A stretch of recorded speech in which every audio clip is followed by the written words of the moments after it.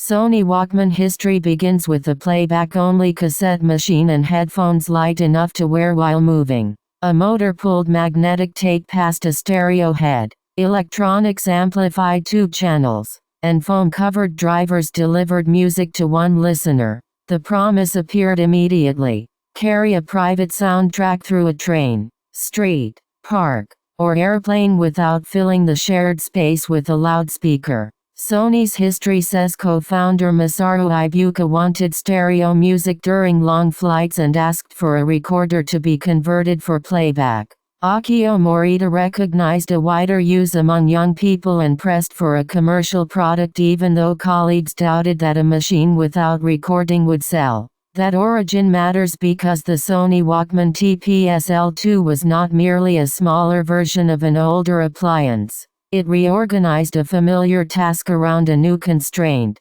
Portable audio was bulky, loud to others, or designed to record rather than listen. The design therefore has to be judged by the routine it changed, the resources it required, and the kind of control it transferred to an ordinary user. The TPS L2 reused proven cassette technology. A capstan and pinch roller moved tape at stable speed. A magnetic head read left and right tracks. And a compact amplifier powered headphones. 2 AA batteries supplied motion and sound. Mechanical buttons controlled play, stop, and winding. Mechanically, the important point is the sequence rather than any single part.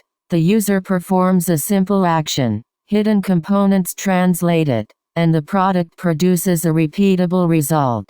Showing that chain makes the Sony Walkman TPS-L2 understandable as a working system instead of a nostalgic silhouette, and it fulfills the documentary promise with evidence rather than atmosphere. Light headphones were as important as the player. Sony's anniversary history contrasts new headphones weighing under 50 grams with conventional models weighing several hundred grams. A portable stereo attached to heavy home headphones would have moved the inconvenience rather than solved it. Manufacturing turned the idea into infrastructure. Materials, dimensions, seals, switches, motors, hinges, or containers had to agree every time. A product becomes ordinary only when factories can repeat it, repair networks can support it, and households can trust that the next use will resemble the last. Reliability is therefore part of the historical story, not a footnote.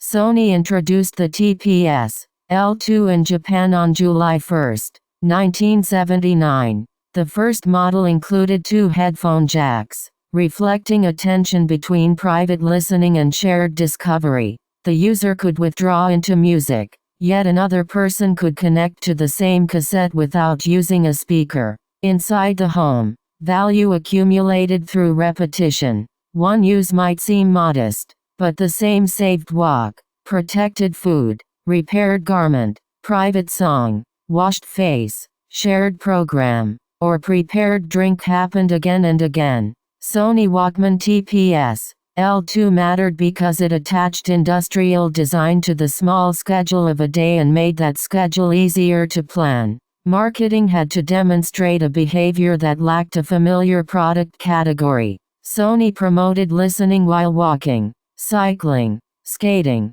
traveling, and relaxing outside. The device was not sold only as smaller audio equipment. It was presented as permission to reorganize where a listening session could happen. The cultural meaning followed the practical value. Scarcity, price, novelty, and visibility could turn a tool into a signal of readiness or modernity. That does not mean every family owned the same model or used it in the same way. It means the object became legible to other people as evidence that a household had gained a new capability. The cultural effect was double-sided. Headphones gave a commuter control over mood and attention, but they also placed a visible boundary inside a shared environment. Other people could see the listener but could not hear the chosen track. Public space acquired thousands of overlapping private soundtracks. Scale also changes interpretation. A single surviving object can look quaint, while thousands or millions of similar routines can reshape shops. streets, factories, bedrooms, and expectations. The safest claim is not that the Sony Walkman TPS-L2 transformed every life identically, but that it helped normalize a new relationship between people, time, space, and a repeatable service. Sony reported 186 million cassette Walkman shipments by the end of fiscal 1998, alongside CD and mini-disc versions, flash memory, compressed files, phones, streaming, and wireless earbuds later removed the cassette mechanism, but they intensified the habit the first product had normalized. Its decline was rarely a sudden mechanical failure. Competing products changed the comparison by offering another balance of cost, speed, space, labor, portability, or status. The older object could keep working while its social role narrowed. That distinction prevents a simple progress story and explains why useful designs often survive after losing their former central place. The Walkman name outlived the blue and silver box because the central invention was a use pattern. Choose sound, put on lightweight headphones, carry the source, and let media accompany another activity. Modern devices conceal the tape and motor, yet they still occupy the private acoustic room the Walkman built. What survives is a design lesson. It made private media a normal companion in shared public space.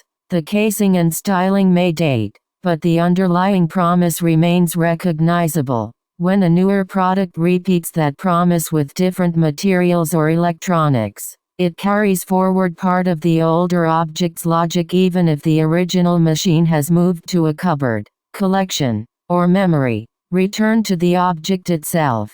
Sony Walkman TPS-L2 joined a physical mechanism to an ordinary promise, then accumulated meaning through repeated use. Its history is strongest where evidence separates invention, manufacture, ownership, and later memory instead of blending them into one legend. The surviving lesson is concrete. It made private media a normal companion in shared public space. New products may change the materials, power source, scale, or interface, but they still have to solve the same human problem clearly enough to earn a place in daily life.